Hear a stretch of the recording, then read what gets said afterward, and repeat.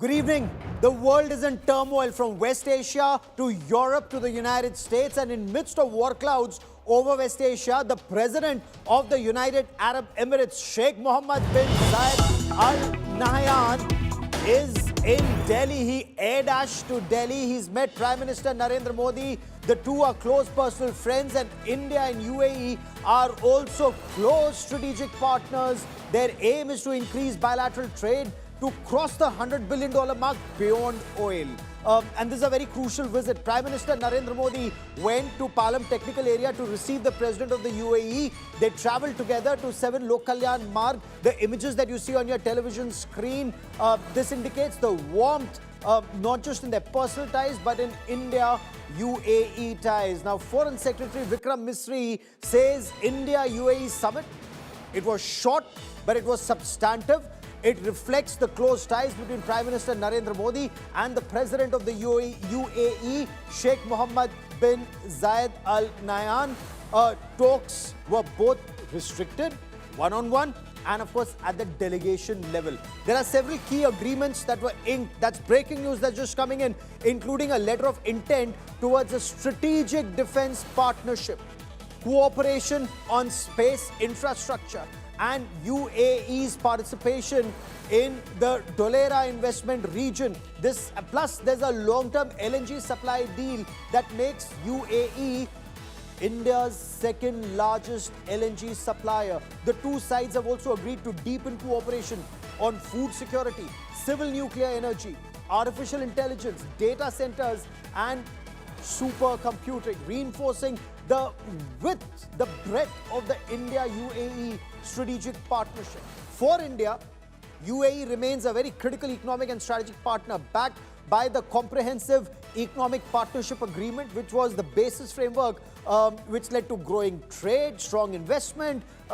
India's trade with UAE, it grew to about $83.7 billion in 23-24, and this visit comes at a very sensitive time, especially in West Asia. Iran-US tensions remain extremely high.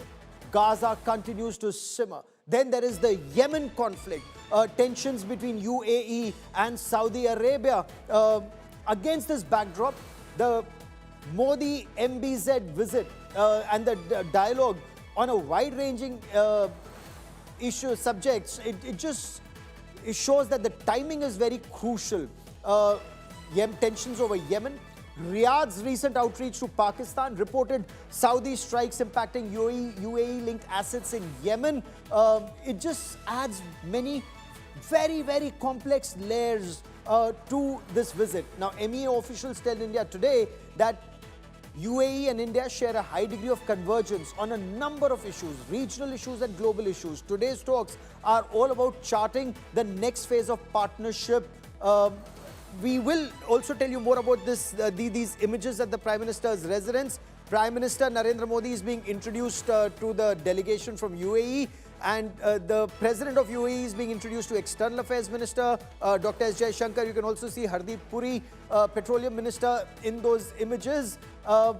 Plus, I must tell you, when the Prime Minister visited, welcomed Sheikh Mohammed bin Zayed Al Nahyan, the President of UAE, and his family at his residence, the Prime Minister presented traditional Indian gifts to them.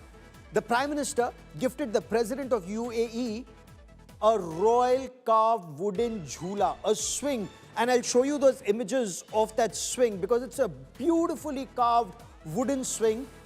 It comes from the state of Gujarat. It sits at the heart of many Gujarat family homes. It's a hand-carved, detailed floral and traditional design jhula. It actually shows, watch those images, they're just coming up there. That's the jhula that the Prime Minister has presented to the President of the UAE. You know, in Gujarati culture, this jhula symbolizes the togetherness of a family, conversation and bonding across generations. This gift also resonates deeply with the UAE since 2026, even in the United Arab Emirates, is the year of the family. Then the Prime Minister also gifted the President of UAE a Pashmina shawl in an ornate silver box. This Pashmina shawl comes from Kashmir, an integral part of India. Made by hand, fine wool, very soft, light and warm is what we are being told. The shawl was placed in a decorative silver box. That silver box was made in Telangana. Together, they represent India's rich tradition of handloom and handicraft. Pashmina shawl in an ornate silver box was also gifted to Her Highness Sheikha Fatima bint Mubarak Al Ketbi.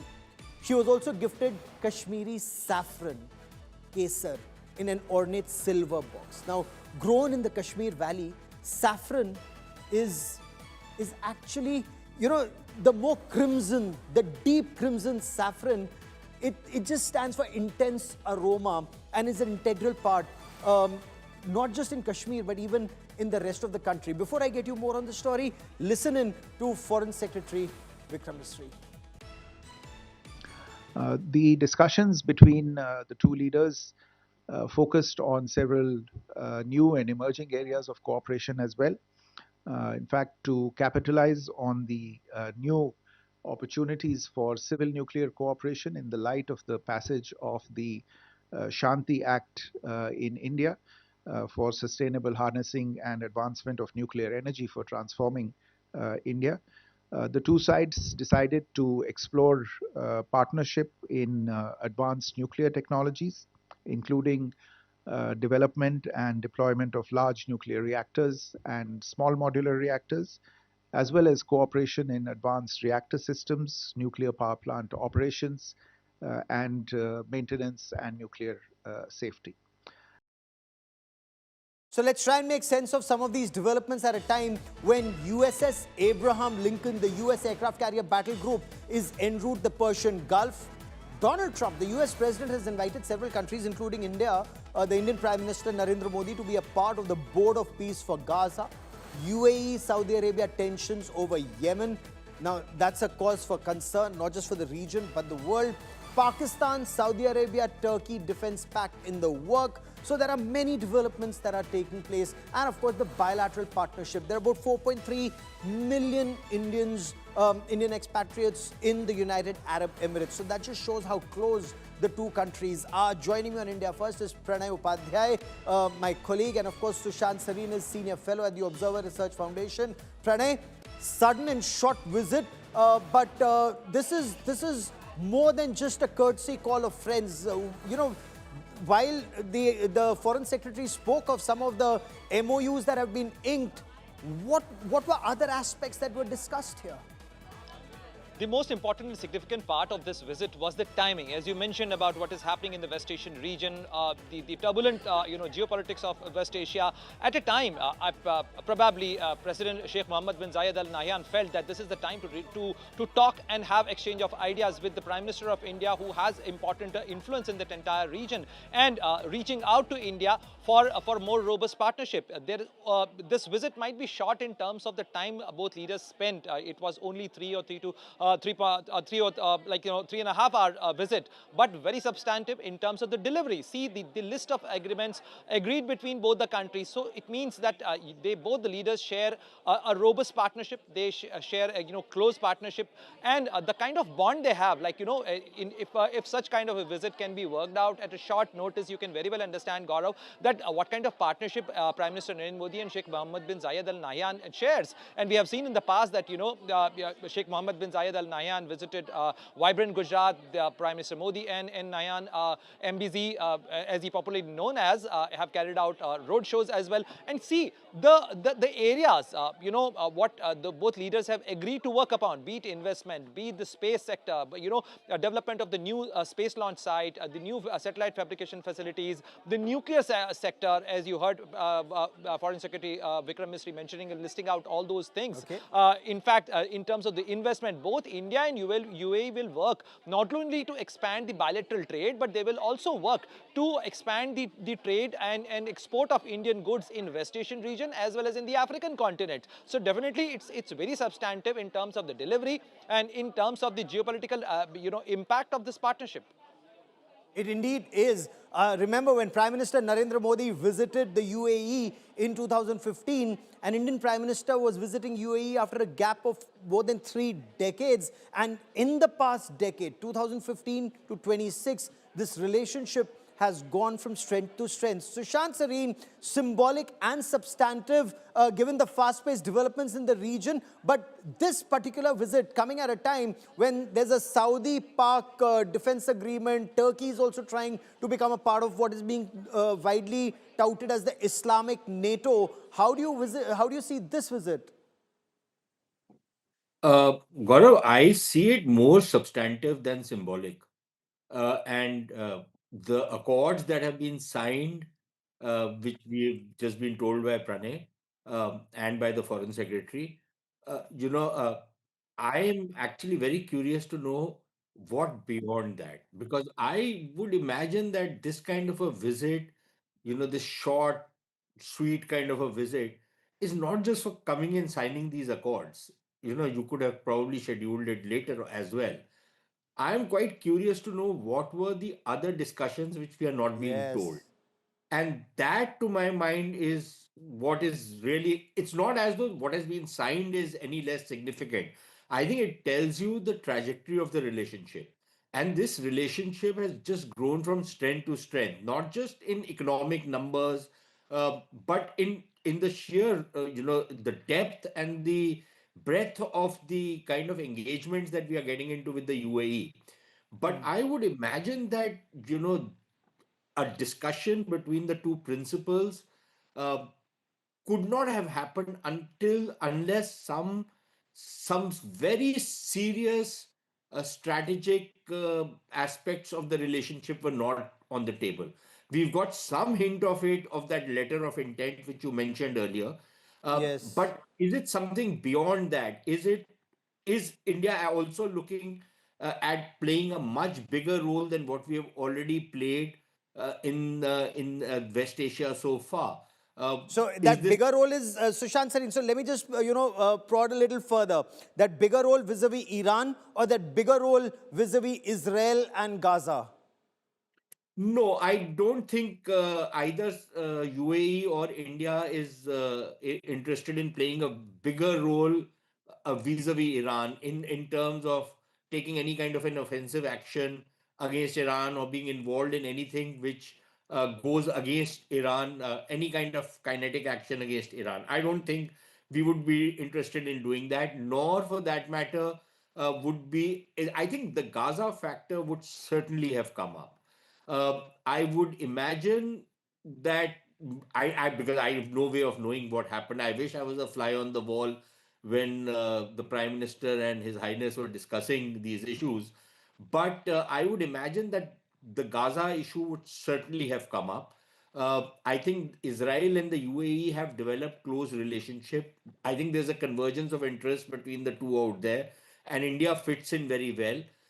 But right now, the problem is also Saudi Arabia, because the Yes. falling Yemen, out between the UAE and Somalia, Saudi the Arabia, Horn of I don't Africa. think Yeah. it will last very long. But as of now, of course, there are tensions between the two countries. I think the UAE has acted very pragmatic and pulled out, not pushed Gaurav, too much on that Yeah. particular issue. Yeah, But come in, I yeah, am Pranay, because basically GCC countries are also not in favor of US absolutely. bombing Iran, since the impact would not just be in the region or the Strait of Hormuz or oil supplies, but across the world. But what's the thinking here on UAE, and especially UAE and Saudi Arabia conflict, either over Yemen or the Horn of Africa or the I'll, Red Sea or across the Red Gaurav, I'll Sea? be very happy if Sushant can add more context to it, but there is a pretext of this visit. MBZ was in Pakistan just few weeks ago. He was there in Pakistan at a time when Saudi Arabia carried out, strikes in Mukalla in Yemen, and in fact they targeted the Yemeni supplied, the Yemeni supplies there. Yes. And in fact there is an acrimony between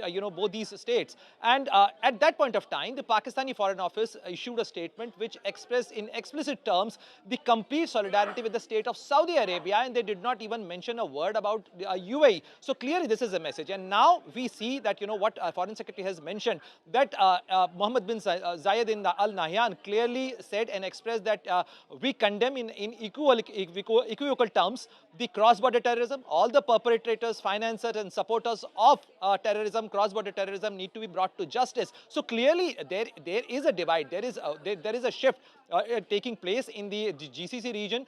Definitely the sanctions on Iran impact UAE, sanctions on Iran and the instability in the West Asia sector does impact Yes. India as well, and therefore there is a new partnership which is emerging in the region, and we have seen UAE has now become, with this visit, the second largest energy supplier, LNG supplier for India. Yes.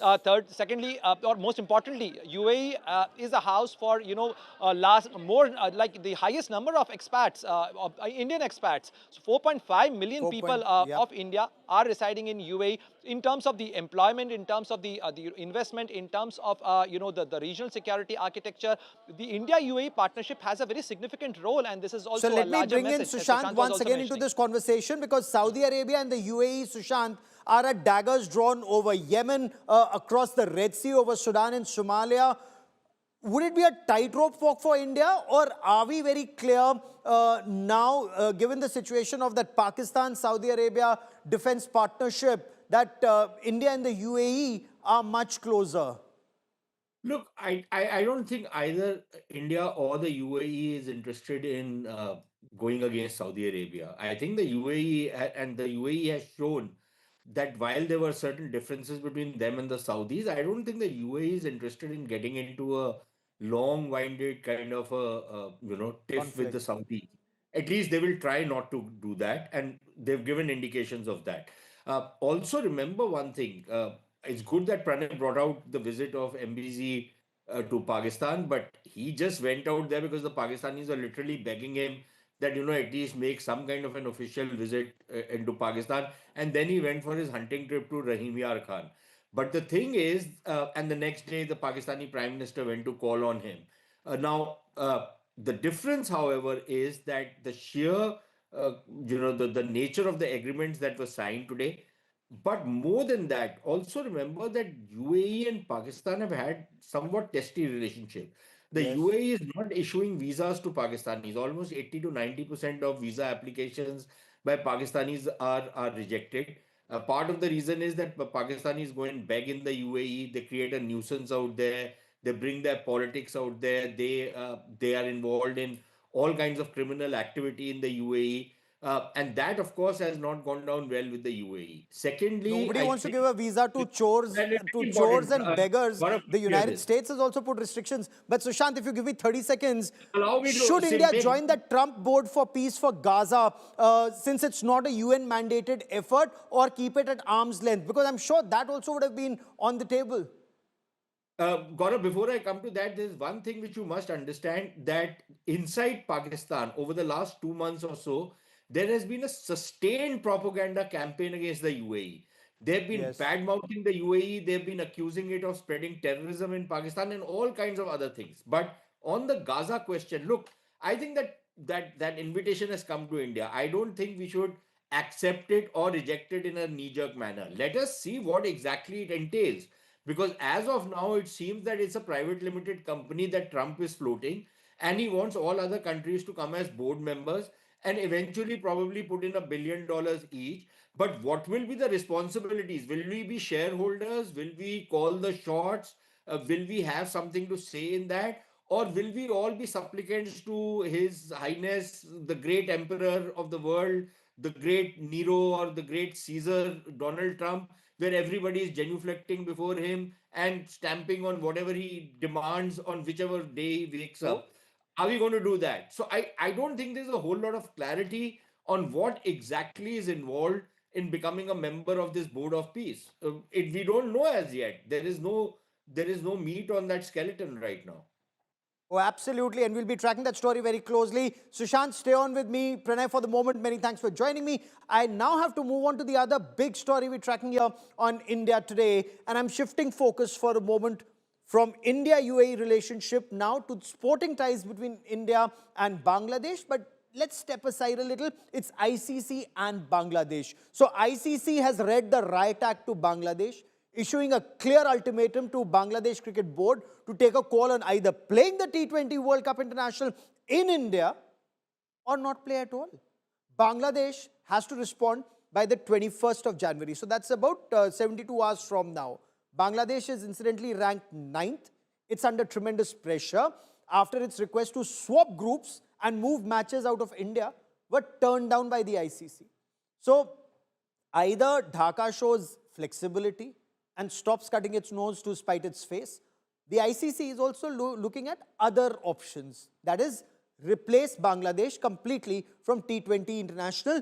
Failure to comply would cost Bangladesh its World Cup spot. The 14th ranked Scotland is waiting in the wings. We get you more in this report.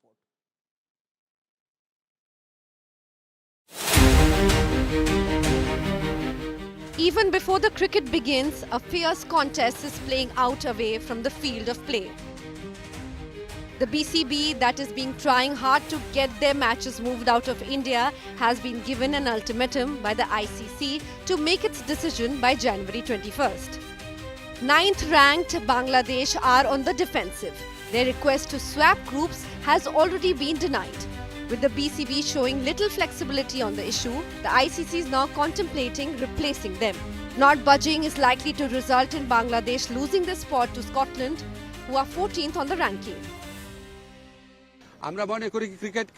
We believe that no one should have a monopoly over the game of cricket. The fate of a game or a tournament cannot be determined solely on the basis of market management. If the ICC is truly a global organization and if the ICC does not simply follow India's orders, then they should definitely give us the opportunity to play in the T20 World Cup in Sri Lanka. We will not accept any compromise on this issue. Bangladesh still have the ball in their court, but they need to move away from stubbornness and choose cricket over ego. 21st January will give us answers that will shape up not just the upcoming T20 World Cup, but who knows, the future of the game too. Bureau Report, India Today. So the ICC has read the right act to Bangladesh. Bangladesh either opts out of World Cup, or will Bangladesh see reason? Joining me on India First is Major Mohammed Ashraful Zaman. He's a retired Bangladesh Army officer. Sir, welcome on the show. He's a security and policy analyst. Vikrant Gupta is senior managing editor and head of Sports Tak. Nikhil Naz is consultant editor, Sports India Today. Also with me is Sushant Sareen. He stays on with us. Vikrant, what details do we have of the talks between ICC and Bangladesh Cricket Board? Was 4th of January when Bangladesh flagged security concerns ample time for the ICC, one, to consider their request, two, is there merit in their request? Well, they did discuss a couple of times. In fact, they had a meeting on Saturday. The Bangladesh Cricket Board proposed swapping and switching the groups. They said, let's go to Sri Lanka and let Ireland come in this group and play in India. Obviously, you know, this is an ICC tournament. It is not a घर का tournament. कि आज एक काम करते हैं युग sports की बजाय निश्चय क्रिकेट ग्राउंड में खेले. This is an ICC tournament. And mind you, with all due consideration, this is Bangladesh. They are a full member of the ICC board, but I don't think they can blackmail the ICC. Now, the ICC is also made up of different cricket boards. Bangladesh is a party to that. Pakistan is a party to that. India has just one vote. But if you, every second tournament, if the ICC is forced to listen to some team or the other, you will never have any ICC tournaments. So the ICC, I don't know if it's an official line, the Bangladesh Cricket Board has just denied the story which says that... So let me just bring in Major Ashraful Zaman on this, sir. What's the thinking in Bangladesh now? Why does Bangladesh not want to play in India and play its matches in Sri Lanka? Is it more politics than actual security concerns? I think, thank you very much for taking me on board. The main issue is, you see, the way Mustafizur Rahman was sent back and his security was not ensured properly. And that is the backdrop of sending him back. The issue is, if one player cannot be, his security cannot be ensured, how the security of 25 players and other officials plus spectators will be ensured. I would appreciate to uh, think from Bangladesh perspective. It is not the politics. Rather, I would say that it is a genuine concern, Okay. and there is a sort of feelings here that a sort of big brotherly attitude from your side. And all these together have not gone down well. And the government will make the final decision on 21st. So we have some time, but they have taken So all the let me bring in Sushant, Sareen, before I bring in Nikhil on this. Nikhil, Sushant, would you agree? One, big brotherly attitude of India. Two, if India cannot ensure security of one player, how will it ensure security of a 25-member team plus support staff plus fans who come to India? Yeah, look, that one player was not coming for the T20 tournament. He was coming for the IPL, and that would be held all over. And it was not a matter of security so much.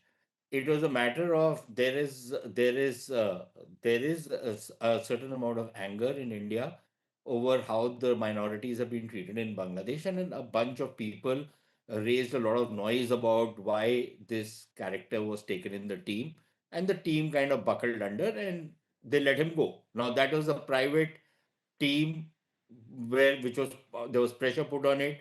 They let the guy go. Now to conflate from that there is some grave security danger to the Bangladesh team, that is standard. That is the kind of logic that the Pakistanis use. I don't know if Bangladesh is now becoming East Pakistan once again, but it is entirely disingenuous. And the reason, Okay. look, I understand if the Bangladesh board has some security concerns and it seeks to know whether what the security situation will be like and whether security guarantees can be given. Completely understandable. And I'm Okay. sure both the Indian side as well as the ICC would ensure the safety of the Bangladeshi cricket team. So for So let me them bring to in Nikhil for a moment. Nikhil, is there a middle path on this? ICC has said no to both. We are told no change of venue, no change of group.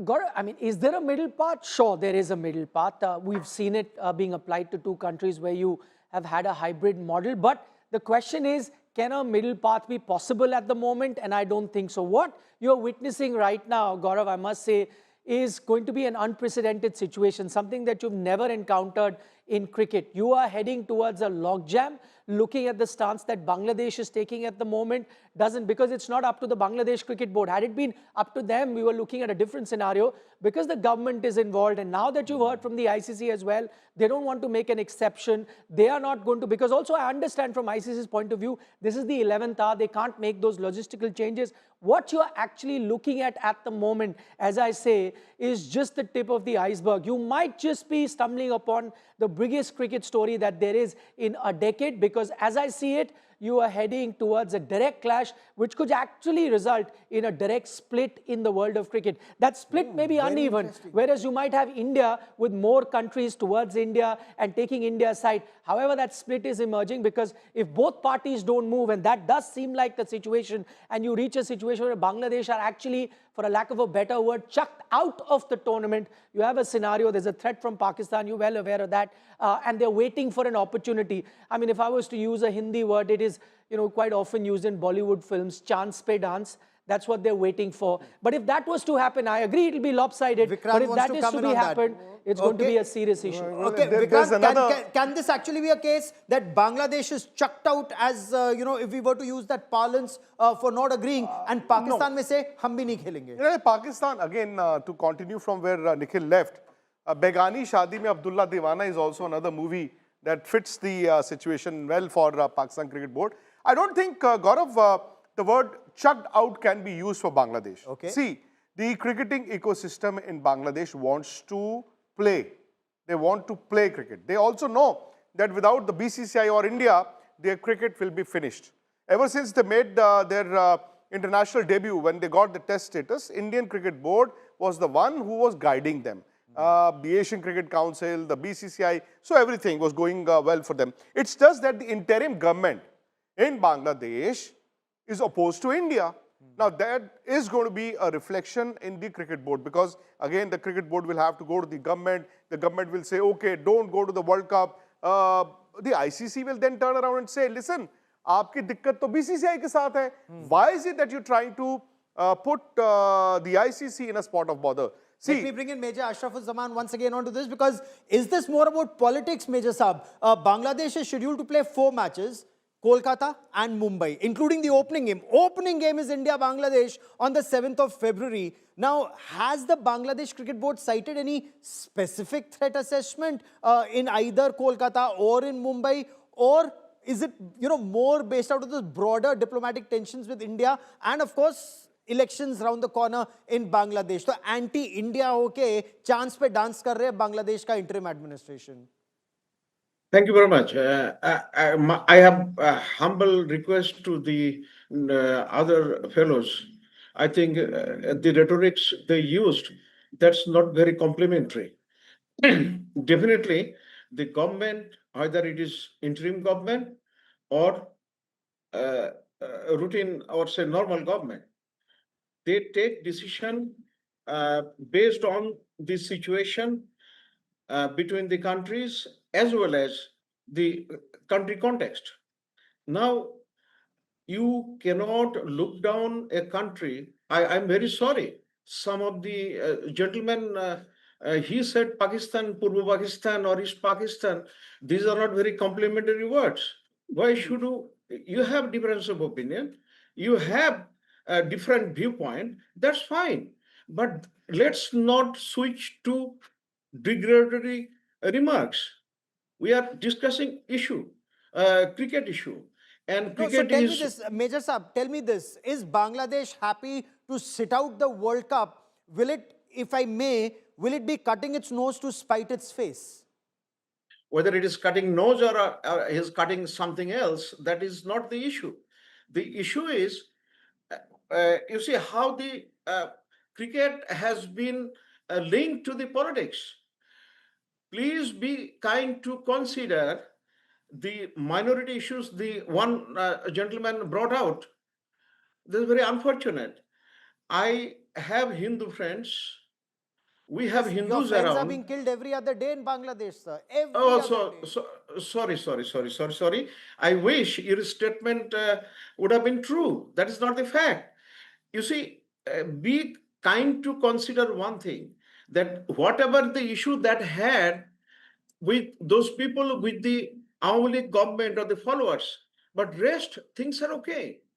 No, they're not okay, sir. Sir, we've survived through genocide in our own country in Kashmir in 1990. Sadly, exactly on this day, 19th of January 1990, Hindus were thrown out of Kashmir. We've lived through it, sir. So don't make us live through it once again, Sushant, Sareen. We are living through it in our neighborhood once again. And then there are genocide. I mean, no, I look at not genocide, but the mass killings that are taking place every other day. When they're saying, nahi, ye to Awami League ke supporter hai. Sir, Awami League ke bhi supporter honge. Does that justify killing them? But Sushant, Sareen. Nothing is enough. Nothing is enough to kill or take away any life. No circumstance is enough to justify any such thing. Be assured. And yet look at how you justify it, sir. So they are Awami League supporters. So you kill them. No, but let me get Sushant Sareen. Let me get Sushant Sareen, since I have limited time on this part of the show. Sushant Sareen, you wanted to come in. Gaurav, this is exactly what is so galling about, how the Bangladeshis are trying to brush aside the pogroms against the Hindus by saying, oh, these are people who are supporting the Awami League. So, okay, this is fair enough. This is not anti-Hindu. Why? How many of the Muslims have you targeted because they were supporting some other party? Is this the kind of democracy you have? Is this the kind of democracy you want to bring? This is under a Nobel Peace Laureate. Is this what you're trying? And you are pointing fingers at me that why are you calling us East Pakistan? Well, you are behaving like East Pakistan. This is what happened in East Pakistan. This is how minorities were treated in East Pakistan. In Bangladesh, from 25% of the population, you've reduced the population of Hindus to 7%, and you are still in denial that you have friends who are let me bring in Vikrant once again. Vikrant, should Bangladesh refuse to travel to India, it will be replaced by Scotland, Would it mark the first time that Bangladesh is not part of T20 World Cup? It's out of it without playing it. And what would it mean for Bangladesh cricket, Vikrant? It will be difficult for them to survive. They will get the money. See, what happens is there is a minor little note which says that on the advice of the government of Bangladesh, they will pull out. And I think they will get their money. They will get their money. But what can happen thereafter is their relations with the BCCI will be very, very bad. India will not go to Bangladesh. Bangladesh will not play with India. So their revenues will get it. See, like we'd seen last week, the cricketers in Bangladesh actually revolted against their board.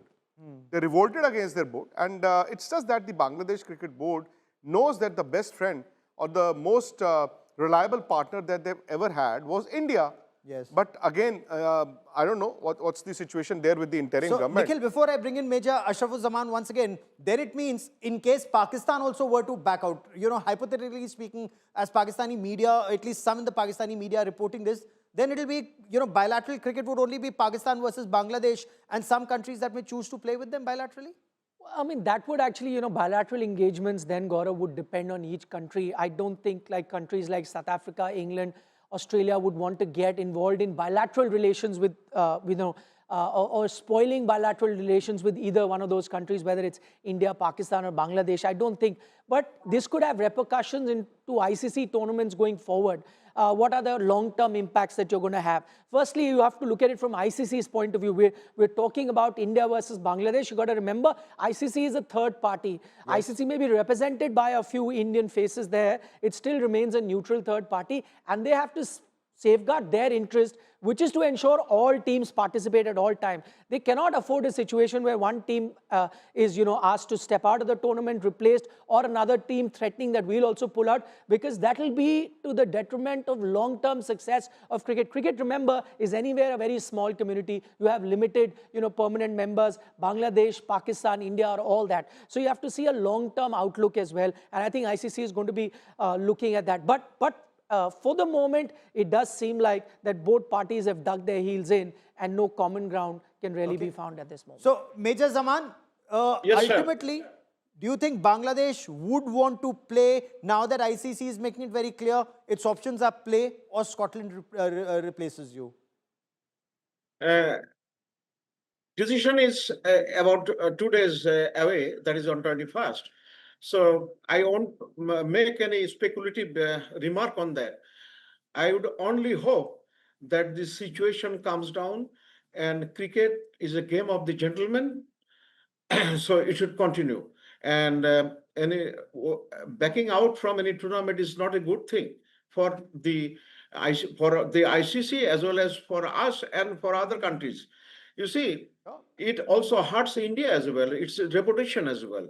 So now, India's reputation as a cricketing giant, last 30 seconds, Vikrant, is very well protected. But one message that India also perhaps would want to send out, that nobody should think that they can push India around, Vikrant. I am a little surprised though, Gaurav, that the BCCI Secretary, Mr. Devajit Saikia, the other day said that we've not been kept in the loop. I am actually a little shocked. I won't say surprised, I'm shocked that the BCCI is just sitting like that and just hoping and praying for Jai Shah, who now is the ICC chief, to take the decision. Fair enough, ultimately, if the ICC were to ask about the security in Kolkata, will they ask the BCCI and the Indian government, or will they take a unilateral decision on their own? They won't. Okay, so that's we'll track that story very closely. I want to thank all my guests for joining me from India and from Bangladesh. Gentlemen, many thanks for joining me. There are reports of transatlantic showdown between US and the European Union over Greenland. President Donald Trump has talked of slapping another 10% tariffs on 8 European Union nations, warning that could rise to 25% from June unless Europe cooperates with Washington DC's push on Greenland. The countries targeted are the ones that had recently sent troops to Greenland as part of a NATO exercise. Not that they sent large numbers. Some countries, UK sent 1 officer, Germany sent about a dozen, some other countries sent 3, 4, 5 military observers or troops or reconnaissance parties. Europe is pushing back. EU leaders have called the move bullying. They're preparing for coordinated countermeasures. Denmark and Greenland have made it clear Greenland is not for sale.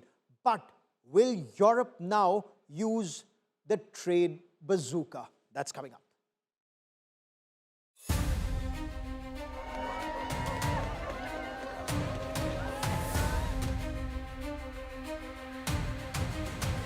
We need Greenland for national security very badly.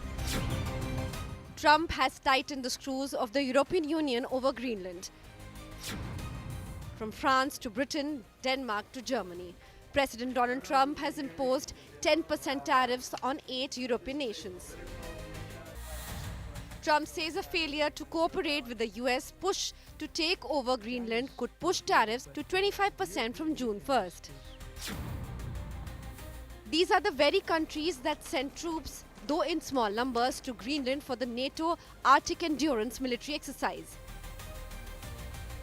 Europe has called the move bullying and is closing ranks against Trump. The EU is preparing a coordinated economic counterattack, making it clear that pressure tactics will be met with firm resistance. Denmark and Greenland have bluntly told Washington that Greenland is not for sale. Countries like France and Denmark are taking a hard line. Britain's Prime Minister Starmer has called Trump's tariff threat completely wrong. Germany and France are in agreement. We will not allow ourselves to be blackmailed. Europe will give a united, clear response. And we are now preparing united countermeasures with our European partners. We are preparing them in case President Trump maintains his tariff threats. La Unión Europea será siempre muy firme en la defensa. The European Union will be very firm in defending international law. I am coordinating a joint response. De los Estados miembros de la Unión Europea. The use of tariffs against allies is completely wrong. It is not the right way to resolve differences within an alliance. One major move on the table is blocking a proposed US-EU trade deal that would have given American products zero duty access. Greenland, a vast icy strategic landmass, falls under Denmark. But Trump maintains controlling Greenland will make America safer.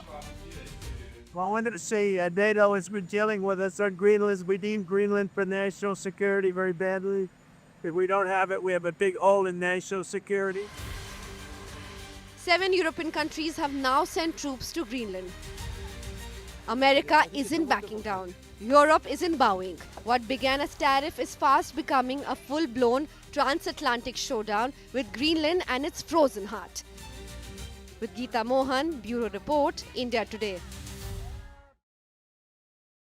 And there's now another twist in the tale. There are reports in the US that say President Trump has actually shot off a letter saying, and this is a letter to Norway, saying, considering your country decided not to give me the Nobel Peace Prize for having stopped 8 wars plus, I no longer feel obligated to think purely of peace. Will Europe use the trade bazooka? Will Europe impose counter tariffs? Joining me on the show, Ray Loker, author and security expert, joins me from the United States. David Willey is a former BBC Rome correspondent, joins me from Europe. David Willey, if I may, is it now NATO versus NATO, US versus Europe, just because Trump wasn't awarded a Nobel Prize? And what are options for Europe? Very surprised by Trump's acceptance of the Nobel Peace Prize. They never thought that Mrs. Maduro would actually hand it over, because the Nobel Prize Committee had made it very clear already that they, as far as they were concerned, it was not transferable. So he in a sense, he's given himself the prize. No, in Europe, there's a feeling, I think, that Mr. Trump here has gone completely off the rails. There's no support for it. Here in Italy, the Italians are more opposed, I think, than other European nations to allowing Mr. Trump to take over Greenland. They didn't send any troops recently in this token landing of a few soldiers from European countries. Because that's more symbolic. Really How will understand. Europe fight US with just 35 troops? Britain sent one. Ray Walker, why is Greenland so important for Donald Trump? Important enough to risk the NATO alliance? Or does Trump actually believe Europe is all bark and no bite? Well, he seems to be absolutely convinced that he has to fight for Greenland, and he's prepared even to use force. In Europe, this seems ridiculous, to be honest, because he's been offered an alternative solution. The Danes have said that they are quite willing for to send American troops should return to the bases which they had. In fact, there's a report from journalists who have been visiting Greenland recently, and they said that the former American bases in Greenland are all abandoned. They'd have to start from scratch again to rebuild them. So the Americans are as unprepared as the Europeans to do battle with either China or Russia. Give me a moment, David. Let me bring Ray Walker into this conversation. Why is Greenland so important for Donald Trump? Is this more now a prestige battle? Is he trying to tell Europe there is no NATO without America, so it's my way or the highway? And can Europe actually do something, or is it all bark and no bite? I don't know what Trump is actually thinking. I don't think anybody knows what he's thinking. If you've looked at the letter he sent the Norwegian Prime Minister, the things he put on Truth Social about the need to take over Greenland, it's clear he's obviously insane, okay? We're like riding in the backseat of a car driven by a drunk driver. We don't know what's going to happen. No one's has the ability to grab the steering wheel from him. He's a total lunatic and a convicted felon, and he attacked Venezuela and kidnapped. Where do you want to start? Where do you want to end with this guy? There is no U.S. need to have Greenland.